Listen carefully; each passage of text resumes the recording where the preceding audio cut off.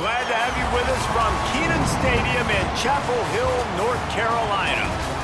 What a scene this is, a veritable cavalcade of colors, stripe after stripe, and they hope leaves the visitors dizzy. It's the Penn State Nittany Lions and the North Carolina Tar Heels. Along with David Pollack and Jesse Palmer, I'm Reese Davis. Let's go down to our sideline reporter, Holly Rowe. The light blue and white of Kenan Stadium. Players of past years have been so strong there, trying to rebuild that school spirit in Chapel Hill. 50,000 strong at Kenan Stadium hope to get this season off to a great start. Guys? Thanks, Holly. Looking forward to see how this one goes. And the Tar Heels ready to put toe to leather, and here we go. From inside his own 15, looking for room. He'll be stopped just short of the 25-yard line. They'll mark it at the 24, and good work by the coverage unit. So the Penn State Nittany Lions offense will have the football first. And here's the big fella, senior tight end. They'll try to feed him today. And what a luxury it is to have a weapon like this at tight end. He is a big play that can happen at any moment.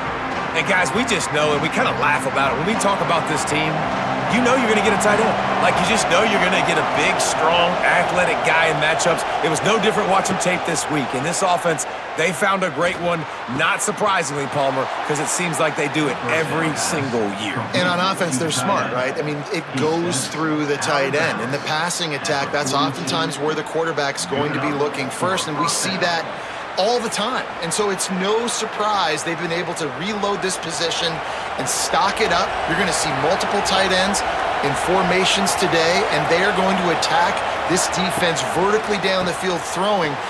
Snags it, and there's running room. They stop him almost immediately. Short gain there, and still a little ground to cover to pick up the first. Quarterbacks love the short passing game early in games because it really helps them get into a rhythm. So a nice job by the offensive coordinator giving his quarterback an easy throw, something he can see, and something that he knows he can complete.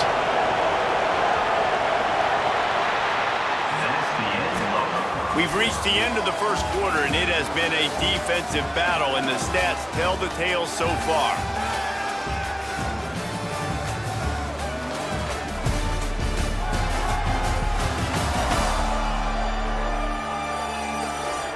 Let's see if the offenses can find a little rhythm here in the second.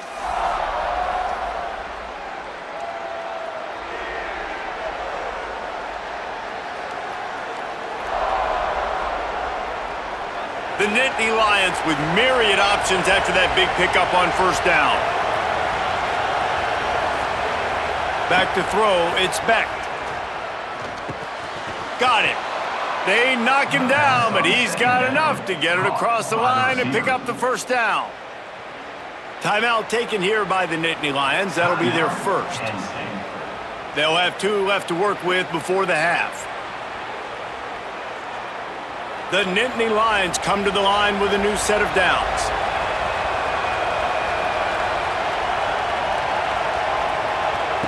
Wants to throw on first down. And with the completion out to the sideline, they'll pick up a couple. And that defense pushing him out of bounds after a short gain.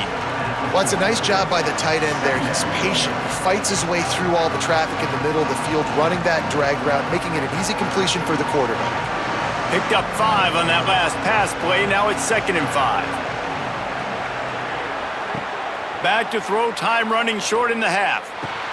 Snagged in the middle, it's Howard. He's down at the 25-yard line, waning moments of the first half. It is a first down. Penn State will spend its second timeout. And they'll still have 1 in their pocket for what's left in this first half. The Nittany Lions come to the line with a fresh set of downs thanks to that last connection in the passing game. They'll send the tight end in motion. Looking downfield on first down. And this will be incomplete. A big hit there forces second down. Not many receivers like to get hit. They just don't, okay? They're prima donnas. That's what they are. That's who they are. Nice job by the defender. You could tell he was catching the football. He was going to put a hit on him to make sure he had to think about something later, and you could see the ball pop out and fall to the ground. They'll move the wide receiver. Wants to throw. He's working against the clock. With the catch, it's Sowell. The Nittany Lions decide to spend their third and final timeout. And they won't be able to stop the clock again for the remainder of this half. This quarterback right now is in a groove, and he's doing a nice job in pre-snap. He's reading the coverage, and he's getting an idea of where he wants to go with the football.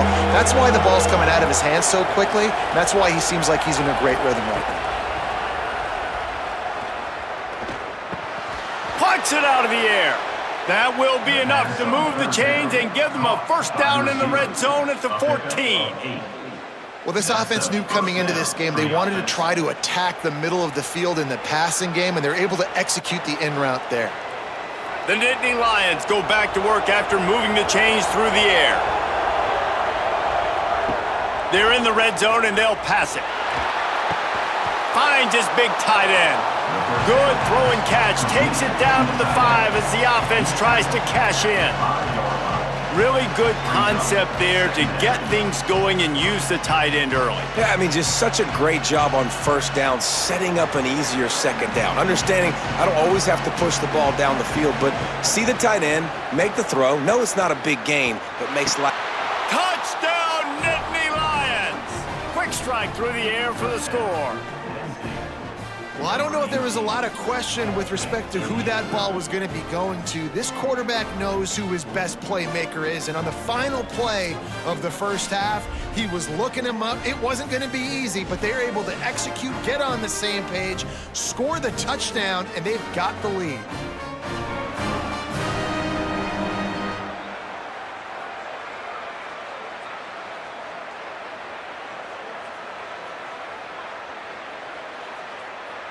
Getting ready for the extra point after the first score of the game. And the extra point is good, and it's 7-0. Halftime as both teams head into the locker room. We're looking forward to a terrific second half, but before that, let's check in with Kevin Connors.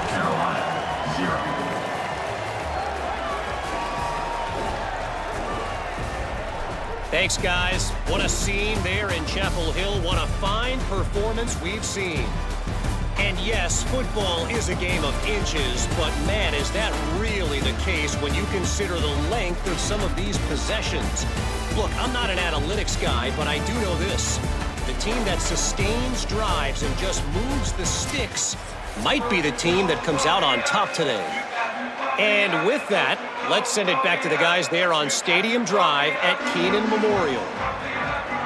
And the Nittany Lions will kick it away first, and we'll start the second half. From inside his own 15, trying to follow his blockers. He was looking for more running room, but none to be found as he stopped at the 23. Holly, what did you find out coming from the locker room? Checking in with the Tar Heels head coach at the half, the message of his speech was, I've got to get the running back more involved. They trust him. He's been terrific, but they haven't gotten him enough carries. He said, I've got one guy in the booth upstairs who is tracking how many times our running back touches the ball. That is the most essential part of getting back in this game. Get the rock to the guy who can make the biggest difference. Appreciate that, Holly. I like this guy as a running back because he can run between the tackles and he can also go outside. He can really do it all. Halfway there on first down, it's 2nd and 5.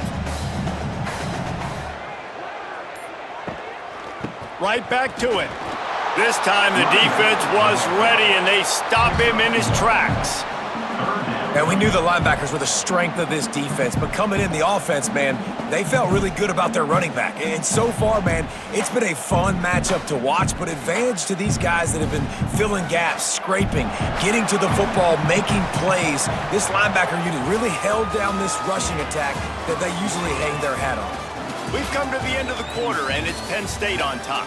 They've done the work to build a nice cushion. Now to bring it home as we check out the stats after 3 quarters. Not only is the scoreboard on their side, but so too is time as we open the 4th.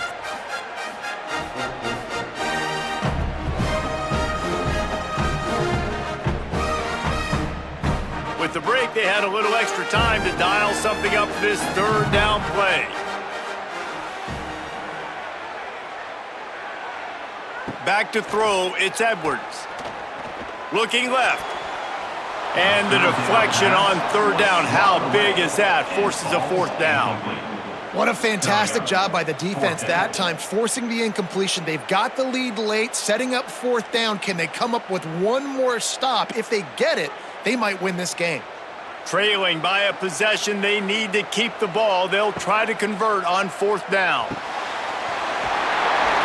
He's brought down, but not before he picks up the first down, and a gutsy call to keep this drive alive. Timeout now called by the Tar Heels. That'll be their first. And they'll still have 2 timeouts left for the rest of this game. No time to waste here. They've got to get set and pick up chunk yardage. Looking to throw on first down. Fires to the wideout. He just about put this game away if he'd been able to hold on to that one. Instead, it's second down. Well, I know it hasn't been a tremendous day statistically for this quarterback, but his decision-making has been good enough to win this game. Hasn't thrown a lot of TDs so far, but when things aren't open, he throws it away like on that play right there. He's not putting his team in a bad spot, and that's why they still have a shot to walk out of here with a W. Working that left side now. North Carolina will call its second timeout. And they'll still have 1 timeout left at their disposal.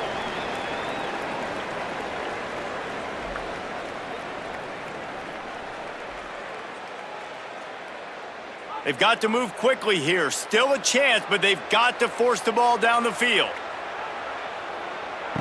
To the air on first down. Right down the middle.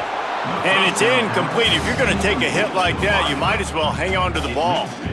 Well, this offense hasn't had a ton of success today. It's because I think of some of the issues in the passing game. They've never had the rhythm. Protection has been a bit spotty and iffy. Quarterback's got to raise his level of play here late in this 2-minute situation if they're going to get the win. Looking downfield, it's Edwards. This one's complete. That is the final timeout for the Tar Heels. And now they are powerless to stop the clock with a timeout. Coming into this one, I thought this guy was going to be a monster. He was going to put up huge numbers. We know this is a big part of the offense week in, week out. The defense has done a great job clamping down on him. That is only his second catch so far in this game. Pressure coming. Trying to get away. He hits the slide, and he's got enough to convert that third down. You know, I think in this situation of the game, too, if I'm this guy, I'm thinking the same thing, right? I'm throwing and getting yards, and if it's not there, I'm going to take this game over myself with my legs. We're in the fourth quarter. We've got an opportunity, 1 possession down, to get back in this thing. I just got to do whatever I got to do to make that happen. Looking to throw on first down. He'll take the deep shot. That one will be incomplete, and we are down to 10 seconds to go. Well, the windows right now to throw into are getting smaller and smaller. How about the defender that time breaking on the ball? It was the hit that caused the incompletion. They're dealing with a second and long. Looking to pass, and they don't have a lot of time to work with. The pass is incomplete, and the clock will stop with 5 seconds left. They just took a shot down the field, didn't get it, so you've got time for one more play. Everybody thinking Hail Mary right now. I know the odds don't say you're going to come up with it, but, man, we have seen crazy things happen in college football. Got to have a touchdown right here, and this will be the final play of regulation. He's not afraid to go deep. And it's incomplete, and the final drive of the game comes up empty.